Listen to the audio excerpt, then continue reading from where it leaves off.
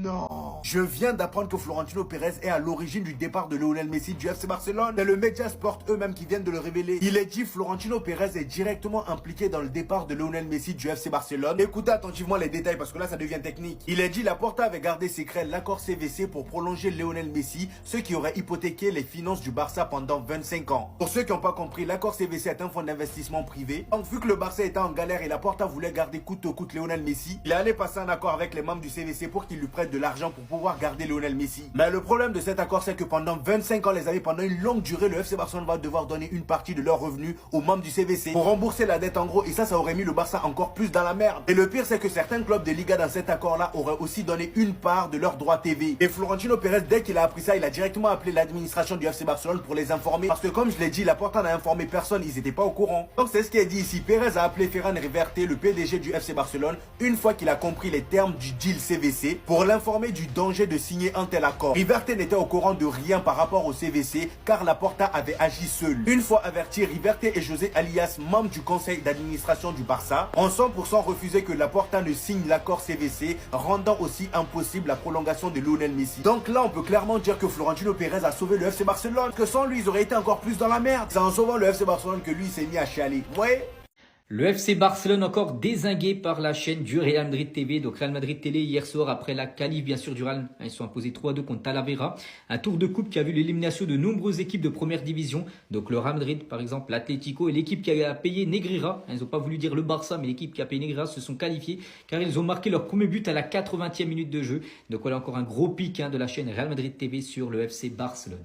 Des nouvelles cette fois-ci concernant Araujo. On sait que depuis 3 semaines, il joue plus après son rouge qu'il avait pris contre Chelsea. Ça a été pas fort pour lui mentalement. Bon bref, il va reprendre l'entraînement. C'est une date les gars. Araujo sera de retour avec le Barça le 29 décembre prochain. Date de reprise les gars, après la trêve hivernale. Il reprendra l'entraînement avec l'équipe en vue du match contre l'Espagnol Barcelone, le derby, le 3 janvier prochain. Concernant la Coupe du Roi où le FC Barcelone s'est qualifié, donc on connaît date du tirage. Donc le tirage au sort des 8e de finale de la Coupe du Roi aura lieu le 7 janvier prochain. Et on finit aujourd'hui avec la une du journal Mundo Deportivo aujourd'hui en ce jeudi 18 décembre et ça parle de Lewandowski. Lewandowski en feu avec potentiellement peut-être un départ du côté de la MLS, du côté de Chicago qui est très intéressé par l'attaquant polonais. Maintenant que nous avons le lieu et la date, faut juste se positionner les gars. Les Barcelonais, vous allez être pour qui? Non, vous allez être pour qui? Je sais qu'une grande partie sera de ce côté, mais je sais qu'il y en aura quand même de ce côté. Et je vois en commentaire si vous allez être Team Argentine ou Team Espagne. Dans tous les cas, c'est le Barça qui gagne. Dans tous les cas. Et c'est l'essentiel.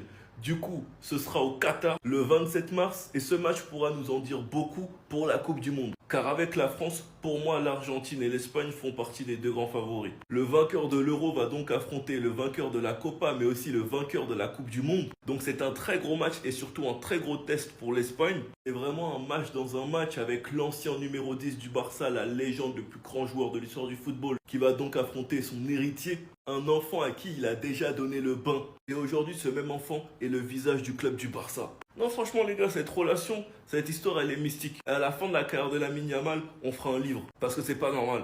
Surtout si Yamal fait une grosse carrière. En bref, sortons les popcorn. Dites-moi dans les commentaires, vous allez être pour qui. Mais comme je l'ai dit, dans tous les cas, c'est Barcelone qui gagne. Sinon, vous, les gars, vous en pensez quoi? Ramenez-vous sur l'impatience en nuit. Faut que je vous raconte une histoire, les gars.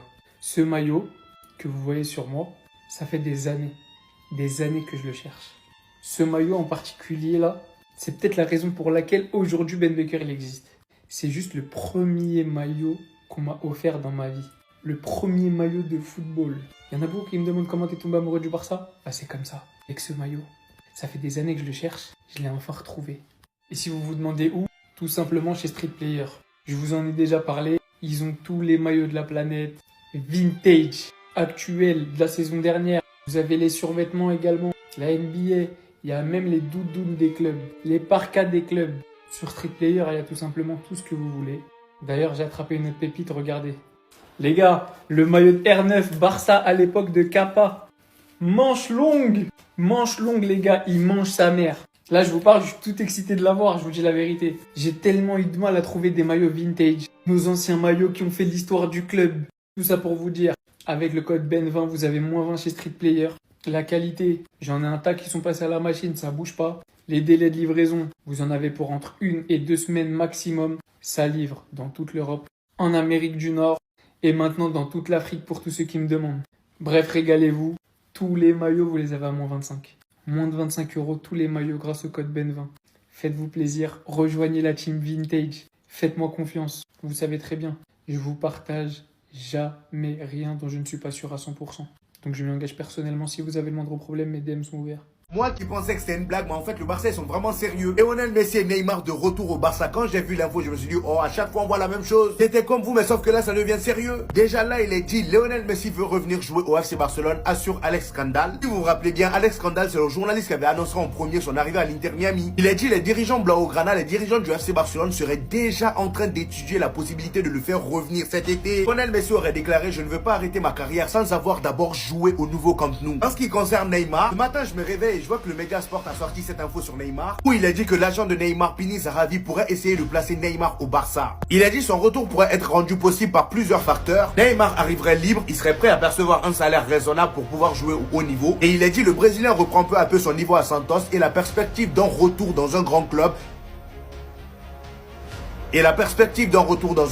européen n'est pas exclue. Cependant, une chose est sûre, le Barça n'en fait pas une priorité actuellement. Personnellement, moi je trouve ça impossible. Le Barça ne voudrait jamais faire revenir ces deux-là. Déjà que ce soit au niveau financier, ça va être compliqué. Et même sportivement parlant, qui est-ce que vous enlevez dans l'effectif du Barça actuel pour mettre l'un des deux? Même si oui, Lionel Messi, ce sera beaucoup plus facile. Mais Neymar, non, je suis désolé. Lionel Messi, il a 38 ans, faut passer à autre chose. Si vous faites l'erreur de les faire venir, vous allez détruire le club. Je sais qu'il y a la nostalgie, mais là, vous n'avez pas besoin de ça. Les gars, c'est quoi cette histoire de taupe? Donc nous, dans notre vestiaire, il y a un traître. Il y a un traître dans notre vestiaire. Si par malheur, j'entends c'est Araujo. Araujo lui-même déjà, ça fait longtemps que je le guette. Mais histoire de traître là, ça ne m'étonne pas. Hein. Ça ne m'étonne pas. Parce que déjà, il nous trahit sur le terrain. Qui ne nous dit pas il nous trahit dans le vestiaire en donnant des informations? Araujo, il est bizarre. Moi, je sens... Parce qu'en plus, Araujo, il est revenu. Araujo, il est revenu là de son pèlerinage là. Et si j'entends c'est Araujo, traite. Non, lui, il va vivre ça. Il va vivre ça avec moi. J'espère que ce n'est pas Araujo, cette histoire de traite. Hein. Je ne sais pas pourquoi je sens que c'est lui. Ce vaurien là. Ou bien les gars, vous sentez comment cette histoire de traite là? Pour vous, c'est qui a une tête de traite là? Ter Stegen lui-même là. Ter Stegen lui-même là. Après, ce qu'on lui a fait là, lui-même, il peut nous... Bon, au fond, on se fait... Chesney, même lui là, avec ses cigares... Non, bon, pour moi, c'est Araujo. Florentino Pérez est décidé de faire tomber le FC Barcelone avec l'affaire Negreira. Selon le journaliste Melchor Ruiz Cop, le rapport que le Real Madrid s'apprête à présenter à la FIFA concernant l'affaire Negreira pourrait forcer l'UEFA à prendre des mesures. La réaction de Ceferin, président de l'UEFA, lorsque l'affaire a éclaté, c'est un scandale, il a dit. Puis, Laporta et Ceferin se sont rencontrés plusieurs fois et le Barça s'éloigna de la Super League pour se rapprocher de l'UEFA. Pour certains Barcelonais, la réaction de Florentino Pérez, c'est juste parce que le Barça n'a pas accepté de poursuivre dans son projet de Super League et il poursuit l'affaire Negreira pour tout ça. Et pour certains Barcelonais aussi, c'est parce que rien ne va actuellement au Real. Par jalousie, ils s'en prennent au Barça. Et on a Laporta qui a affirmé, il continue de faire traîner l'affaire Negreira alors que ça ne leur réussit pas. Il y a eu des témoignages des anciens entraîneurs du FC Barcelone tels que Ernesto Valverde qui a affirmé Negreira, je ne l'ai pas demandé et on ne me l'a jamais proposé. Je n'ai jamais eu accès à ces rapports. Ce genre de rapport d'arbitrage